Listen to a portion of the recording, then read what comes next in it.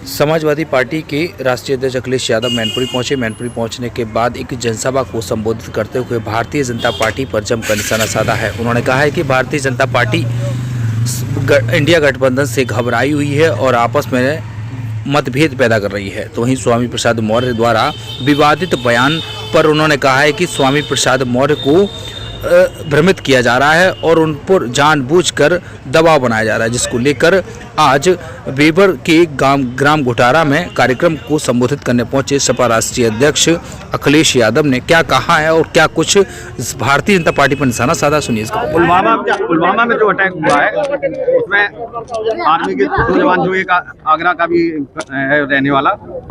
देखिए, अगर जो शहीद हुए हैं और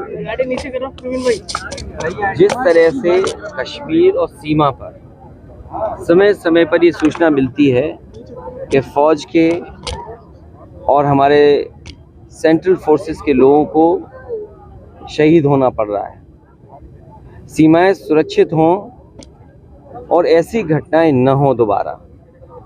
लेकिन अगर हम आंकड़े देखें तो जब से भारतीय जनता पार्टी की सरकार बनी है, पिछले 10 साल में शहीदों की संख्या बढ़ी है।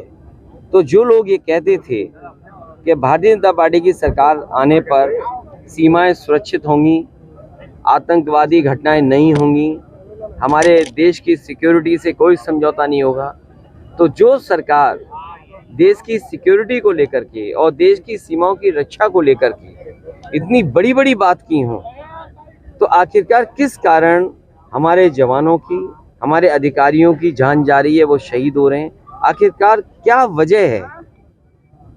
तो ये सरकार को बताना चाहिए। और जितनी सुरक्षा, जितनी रक्षा विभाग को बजट मिलता है, मैं समझता हूँ सरकार ने बजट भी ज़्यादा दिया।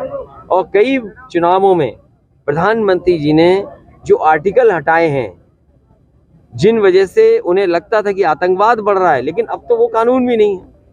उसकी वजह क्या है कि आज भी सबसे ज़्यादा शहीद हो रहे हैं सीमाओं पर, कश्मीर में शहीद हो रहे हैं। मैनपुरी में अखिलेश और मथुरा में पीएम, क्या कहेंगे? देखिए, हर बार कहते थे साबित है मथुरा। भारतीय जनता पार्टी का चुनावी एजेंडा रिलीजियस है।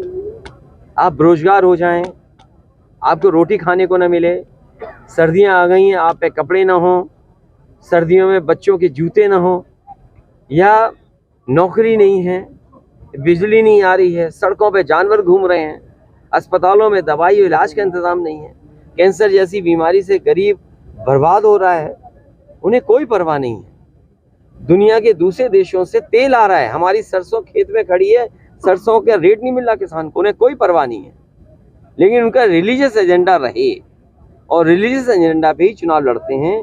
मैं जनता से अपील करूंगा कि जो बुनियादी सवाल हैं उनका जवाब भारतीय जनता पार्टी उन समस्याओं का समाधान नहीं ढूंढ पाई है। लेकिन ये आज पहले पीएम होंगे, आज ये गए मथुरा, पहली बार आए, दूसरी बार है। अरे क्या बात कर रहे हो, कौन पहली बार कौन दूसरी बार?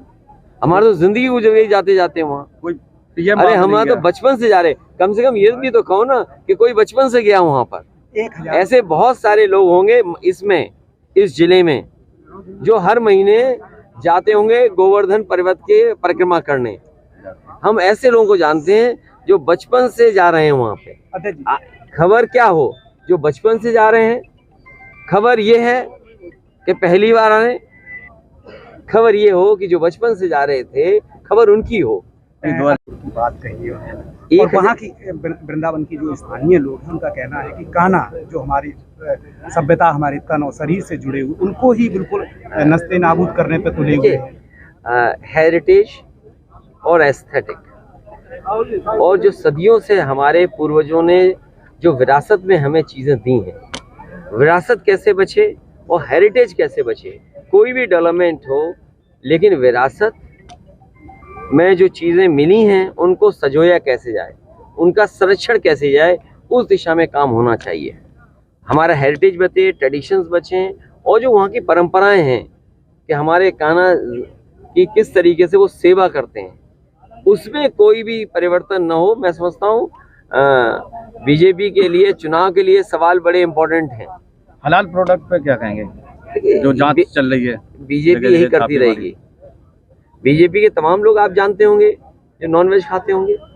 मैं अपने फ्लाइट में देखा हूँ, मेरे बगल में बीजेपी के बड़े नेता थे, वो नॉनवेज खा रहे थे, उन्हें चिंता ही नहीं थी कैसा मीट है ये। ये मैं कह रहा हूँ आपसे। और अगर ये बात उनको गलत लगे बीजेपी के लोगों से, तो बीजेपी के लोग आपके माध्यम से कोई सवाल पूछवा लें, और उनके पास तो वो भी होंगे ना, क्या कहते हैं, पता कर लेंगे कि कौन बैठा रहा होगा हमारे साथ बीजेपी के बड़े नेता। LNG पे दिल्ली का सबसे बड़ा अस्पताल है। 6 महीने से पहले वहाँ जांच की बात ना करें, और वहीं 5 राज्यों में चुनाव हो रहा है, वहाँ 40,000 करोड़ की योजनाएं PM मथुरा में है, लेकिन स्वास्थ्य विभाग की किसी को चिंता नहीं। आप ये बताओ, मैनपुरी में आप हो, हम हैं, क्या विकास हो गया मैनपुरी का, बताओ आप। दिल्ली के 10 साल की सरकार ने कौन सी बड़ी चीज मैनपुरी को दे दी? अगर एक बड़ी चीज दी हो तो बताइए आप। अध्यक्ष जी, एटा का सबसे बड़ा कारखाना जो लग करके तैयार हो रहा है बिजली का, वो भी अभी शुरू नहीं कर पाए, अभी तो उसके तार नहीं बिछा पाए। अगर बिजली कल बनती है तो बिजली निकालोगे कैसे, पहुंचाओगे कैसे? इसके लिए क्या इंतजाम किया है? Thermal plant. और सच्चाई ये है कि गरीब के लिए एक भी जिला अस्पताल सरकार ने नहीं बनाया जहां पर गरीब को इलाज मिल जाए। और जिस जगह हम लोग खड़े हैं, एक किसान सबसे पहले मंच पे आए, उन्होंने कहा कि यहाँ का जो पशु अस्पताल है, 6 महीने से यहाँ डॉक्टर नहीं है। तो जितनी चिंता इन्हें पशुओं की, जानवरों की है, क्या उनकी देखभाल के लिए इनकी पास चिंता नहीं है? CM का गोरखपुर IPD जो है, एम्स अभी सुचारू रूप से चालू तक नहीं हुआ। इतनी दूर मत जाओ, वो गोरखपुर लिंक जो 6,000 करोड़ का बन रहा वो अभी तक नहीं बन पाया। अध्यक्ष जी, लगातार बीजेपी आरोप लगा रही है कि स्वामी प्रसाद मौर्य सनातन धर्म को लेकर के बयान देते हैं, लेकिन समाजवादी पार्टी के राष्ट्रीय अध्यक्ष या किसी भी पार्टी के नेता ने उन्हें मना नहीं किया। इसमें कहीं ना कहीं राष्ट्रीय अध्यक्ष का हाथ है, इसलिए अभी तक कोई कार्रवाई नहीं हुई। फिल इन द गैप होता है ना, फिल इन द ब्लैंक्स। तो कई नेताओं को ये रखा जाता है, बीजेपी रखती है, पहले फिल इन द ब्लैंक करते रहो। तो ये सवाल कोई सवाल नहीं है, सवाल बेरोजगारी का है, महंगाई का है, विकास हो नहीं हो, आप लोग क्यों हाईलाइट करते हैं? अगर कोई बात ऐसी कही गई है तो जिम्मेदारी आपकी भी तो बनती है, आप भी तो सनातनी होंगे। अगर आप सनातनी हो तो कम से कम गांधी जी का कहना मानो ना, बुरे को देखो नहीं, बुरे को कहो मत, बुरे को सुना नहीं। तो आप क्यों ऐसा करते हो? लेकिन आप गांधी जी की बात नहीं मानते हो।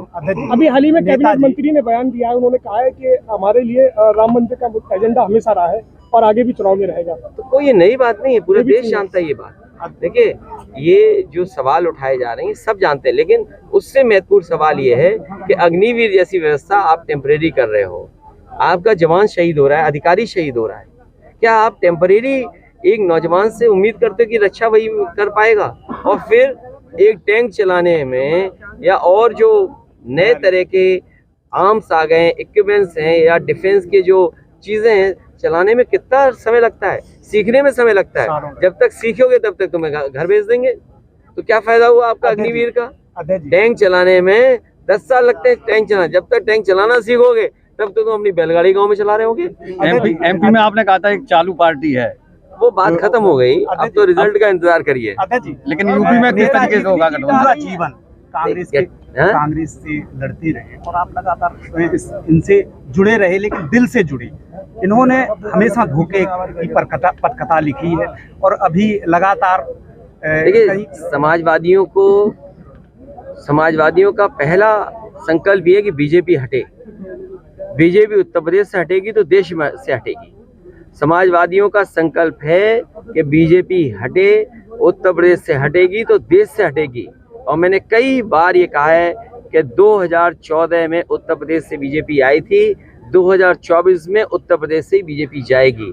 और दूसरे दल अपना दल न बनाएं, उन्हें बीजेपी हराने की रणनीति बनानी चाहिए, उन्हें अपना दल बनाने की रणनीति नहीं बनानी चाहिए, क्योंकि समय कम है।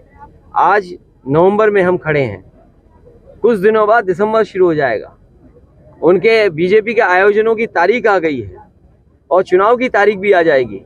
तो इसलिए जो जमीन पर है उसका साथ देना चाहिए अगर बीजेपी को हराना चाहते हैं। तो हराने के लिए अपने दल न बनाएं, पहले बीजेपी को हराने की रणनीति बननी चाहिए। समाजवादी पार्टी ऐसी कोई भी रणनीति होगी जिससे बीजेपी को रोका जा सके, उस रणनीति के साथ समाजवादी पार्टी है। मैं सामने बता रहे कि या तो कंगना रनौत या हेमा मालिनी को उतार सकती है। अरे कितनी अच्छा चुनाव होगा, सोचो हमारे पत्रकार साथी, अगर ऐसा हो जाए तो कितना अच्छा चुनाव होगा। अच्छा, इतना शानदार चुनाव होगा कि बीजेपी को वोट ढूंढने पड़ेंगे कि वोट कहाँ मिलेंगे, अध्यक्ष जी, और देखने वाले तो आएंगे ना लोग। भीड़ तो जुटेगी। अध्यक्ष जी, नहीं देखिए, ये अगर ये सवाल तुम्हारा है, केवल हमारा मत चलाना। देखिए, ये पत्रकार साथी इतने समझदार हैं कि सवाल पूछ करके अपनी आवाज दबा देंगे, जो गलत आप कह दोगे वो चलेगा। तो मैं अपने पत्रकार साथी से कहूंगा, अगर ऐसा चुनाव होगा तो बड़ा शानदार और ऐतिहासिक चुनाव होगा। राष्ट्रीय अध्यक्ष जी, लगातार इस बहाने वो सैफई और इटावा का विकास देख लेंगे। राष्ट्रीय अध्यक्ष जी, आपका तो समाजवादियों का बहुत बड़ा दिल है, खंडन किया है, हर जगह संकुचित बात करते हैं। मैंने इसीलिए कहा कि समाजवादी पार्टी का प्रयास है कि बीजेपी को रोका जाए, और बीजेपी को रोकने के लिए समाजवादियों का साथ देना चाहिए, जो भी बीजेपी को रोकना चाहते हैं। अभी रणनीति ये बननी चाहिए कि बीजेपी का मुकाबला कैसे हो। इस बात के लिए चर्चा नहीं होनी चाहिए उनका दल कैसे बने। कुछ लोग दल बनाना चाहते हैं, हम बीजेपी रोकना चाहते हैं। ये जनता समझती है, और किसी के भी इमोशन से किसी भी दल को ब्लैकमेल नहीं करना चाहिए। कुछ दल हैं किसी के इमोशन का लाभ उठा करके ब्लैकमेल करना चाहते हैं। हमें उम्मीद है ऐसे दल नहीं बनाएंगे अपना, पहले बीजेपी को रोकेंगे। अन्ना जानवर एक बहुत बड़ी समस्या है। मैनपुरी के दरोगा जिनकी संभल में डेथ हो गई, ड्यूटी से लौट रहे थे, और आए दिन सरकार को ऐसे दरोगा जी को 1 करोड़ रुपए देने चाहिए। हालांकि उनके परिवार के सदस्य को नौकरी मिलेगी। जब मुख्यमंत्री जी के ऑफिस में उनके ही ओएसडी की जान गई है जानवर के टकराने से, पुलिस के तमाम लोगों की जान गई है, आम जनता की जान गई है। पहले कोई दिन नहीं जा रहा जिस दिन जान न जा रही हो। तो सरकार को सोचना चाहिए, 1000 करोड़ रुपए खर्च कर रहे हैं आप उत्तर प्रदेश में, गरीबों को सांड से नहीं बचा पा रहे हैं, किसान को सांड से नहीं बचा पा रहे हैं, बच्चे घबराए हुए हैं कि स्कूल कैसे जाएं, सांड सड़कों पे दिखाई दे रहे हैं, और कई बार तो सांड खुले घूम रहे हैं आजाद, और जैसे ही रात होती है पूरी सड़क घेर लेते हैं वो लोग कि आप निकलोगे कहाँ से। तो ट्रैफिक का इंतजाम भी देखते हैं और रात में सड़क की सुरक्षा भी करते हैं ये जानवर। कम से कम मुख्यमंत्री जी को जागना चाहिए। आप और नहीं आए, वो छुट्टी कर ली उन्होंने। अध्यक्ष जी, छुट्टी इसलिए कर ली कि उन्होंने ठेका बदल करके अपने ही किसी चेले को ठेका दे दिया, और ठेका पहले था शाहपुर जी पालन जी से, देश की बड़ी कंपनी थी, उससे ठेका छीन कर किसी अपने चेले को दे दिया। अध्यक्ष जी, विधानसभा चुनाव में देखने को मिला कांग्रेस और समाजवादी पार्टी के बीच में रहा। 2024 में इंडिया गठबंधन बना रहेगा या किस तरह की? मैंने आपसे कहा, किसी के इमोशन का फायदा लेकर के किसी दल को ब्लैकमेल नहीं करना चाहिए। और अभी समय बीजेपी को हराने का है, बीजेपी दल को रोकने का है, दल बनाने का नहीं है, पार्टी बनाने का समय नहीं है। पार्टी तो आप बाद में बना लेना, पहले बीजेपी रोक लो। तो किस तरह से समझाएंगे कांग्रेस पार्टी को? अगर आप कांग्रेस पार्टी, हमें क्या समझाना, आप समझाना ना, आपकी बात चली जाएगी तो समझा देना। आपने गठबंधन तय किया है, गठबंधन में आप भी समझाओ, हम भी समझा, दोनों लोग समझाएं। नेशनल हेराल्ड करोड़ की संपत्ति जब्त की है। देखिए, ये मामले चलते हैं, नेताजी हम पर भी सीबीआई और इन सब की जांच हुई, कांग्रेस ने जांच कराई थी, आज बीजेपी की सरकार है, पहले कांग्रेस जांच करा दी थी, अब बीजेपी जांच करा रही है। तो ये जांच इसलिए की जा रही है जिससे कोई बदनाम हो जाए। लेकिन जो यंग इंडिया कंपनी, उसमें तो 38% कम से कम ये राहुल और सोनिया जी के कानून के उल्लंघन नहीं होना चाहिए, क्योंकि कानून का उल्लंघन हम लोग करेंगे तो इस तरह की चीजों को फेस करना पड़ेगा। कानून सबके लिए बराबर है और कानून से ही चलना चाहिए। अगर कानून में कोई गलती है, कानून ऐसा है कि हम दे सकते हैं, तो दोनों पक्ष की बात तो सुननी पड़ेगी। हर चुनाव में सरकारी संस्थाओं का दुरुपयोग आपने खुद देखा है। 2024 में संस्थाओं का दुरुपयोग देखने को मिलेगा। किस तरह से? संस्थाएं मजबूत हों, उससे देश मजबूत होगा। संस्थाएं निष्पक्ष होंगी तो संस्थाओं के प्रति जनता का भरोसा बढ़ेगा, और वो संस्था चाहे ईडी हो, सीबीआई, इनकम टैक्स हो, और चाहे हमारी प्रेस हो, अगर इस संस्था को और मजबूत करेंगे तो अंतर्गतवा जनता और देश को लाभ पहुंचेगा। अभी सुनने में आया है कि बीजेपी एक नेता दलित समाज में, दलित माता के यहाँ खाना खाने गए, मिनरल वाटर से लेकर के सब बाहर से मंगाया। बताओ, ये दलित क्या भोज खाना, ये धोखा देना नहीं है क्या? आप खाना बाहर से मंगा रहे हो, बर्तन बाहर से मंगा रहे हो। तो ये बीजेपी के लोग झूठे हैं, इनसे बच के रहो।